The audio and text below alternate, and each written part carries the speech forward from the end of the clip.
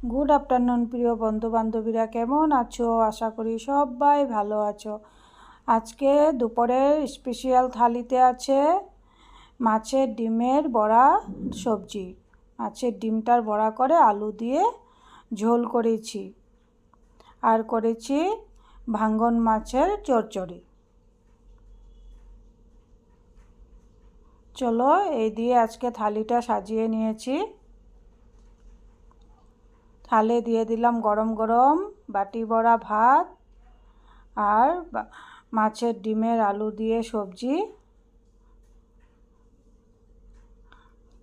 আর ভাঙ্গন মাছের চচ্চড়ি। এই দিয়ে আজকে থালটা সাজিয়ে নিয়েছি বন্ধুরা।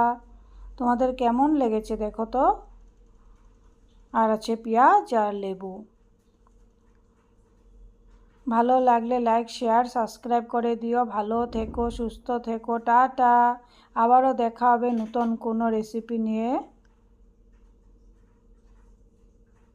বাই।